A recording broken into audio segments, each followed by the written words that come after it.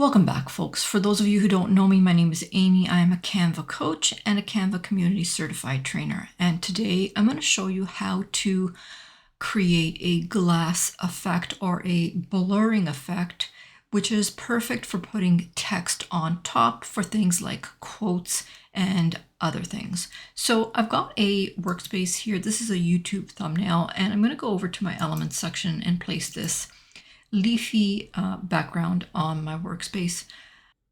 I'm going to make a duplicate, and I'm just going to place the duplicate right on top. I'm going to grab both of them, and I'm just going to expand them both to cover the whole workspace. I'm going to grab the top one, and I'm just going to crop it from the top, bottom, left, and right. And I'll try and keep it as even as possible going all the way around. Now I'm going to take that one in on top, and I'm going to go over to my stroke, and I'm going to add a stroke. For the stroke color, I'm going to make it white, and I'll make it just a little bit thinner. Maybe I'll make it 2 pixels. And I'm also going to round the corners like that. Now I know it doesn't look like a glass effect just yet, but what we're going to do is we're going to grab this element in the middle, and we're going to go over to edit. We're going to go into our left panel, and we're going to go into see all, and we're going to use the blur effect on the whole image, and we're just going to increase the intensity. I'll leave it like that, and I'll close this. And now we can see that it has blurred the image just a little bit, enough for us to put some writing on there and to be able to see that writing. So I'm going to add some text. And in this text, I'll just put some words. I'm going to change the font to Sergio Trendy. That's what it looks like right there. And we're going to activate the ligatures on this font. So we're going to come up here to advanced settings, and we're going to come to more settings, and we're just going to activate the ligatures. So now you can see that the R is hanging over the E. And let's add a little bit more text. Small steps taken consistently can lead to the biggest transformations. All right, so this is our first quote. I'm going to add another page, and let's create another design. So I'm going to go back into elements, and this time I'm going to search for roses. I want a roses background, so I'll go into photos, and let's place this image on our workspace. I'm going to make a duplicate of this, and I'll grab the first one and just expand it all the way. Now I can set it as my background if I want to. That will work as well. I'm going to go back into elements. I'm going to go down to frames, and I'm going to use this frame right here. It's got corners, and I'm just going to expand it a little bit like this. And I'm going to grab that rose background, the duplicate, and I'm just going to drag it right inside like that. And again, I'm going to grab that element on top. We're going to go over to edit, and again, we're going to apply the same technique of blurring to the whole image. And I'll just make that a little bit more intensified, close it, and that's what that's going to look like. Let's grab our text again. So I'm going to copy that. I'm going to bring it over here to see what that looks like. And we're going to do one more thing. We're going to grab that element on top of the roses, and we're going to go over to effects, and we're going to apply a glow. I'm going to make that glow white, and that's what that's going to look like. And I want to know, what do you think about this glow technique? That's what it's going to look like. I don't know. I think that looks kind of cool. What do you think? Let me know in the comments. We're going to do one more design. So I'm going to create another page, and I'll go back to my elements section, and we're going to search for some colorful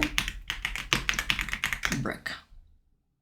I'll go into photos and see all, and we're going to place this on our workspace. I'm going to set this image as my background, and I'm going to place some glass on my workspace as well. So I'll go into my recently used, I'm going to place this on my workspace, and I'm going to turn this around like this. And I'm just going to make this a little bit wider, like that. And I'm going to make it slightly transparent.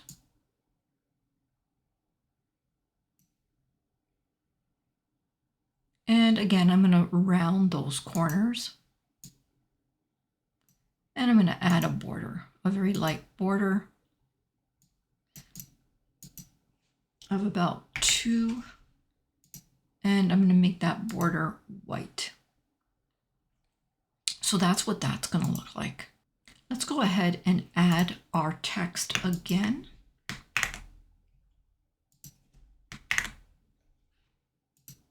And that's what that's going to look like. Now, that might be a little difficult for you to see. And what you can do when text is a little harder to see is we can grab it. We can add a little bit of a drop shadow and increase the transparency so that it's a little bit more easier to read. So I'll do the same thing on this one as well. I'll add a drop shadow and increase the transparency like that.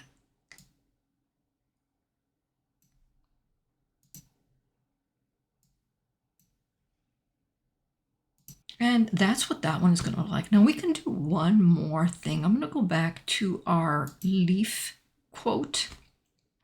And one of the things that we can do is we can add more elements to this design to kind of give it a little bit of depth. Now, one way to do that is we can select the original design. We can go to edit. We can go to our magic suite, and we can try and grab some of those fern leaves. So we can use magic grab to try and select one of these leaves, but we're getting a message that says no elements detected. And we can use the brush. Unfortunately, it's not going to work on this image, but that is an option that you can use.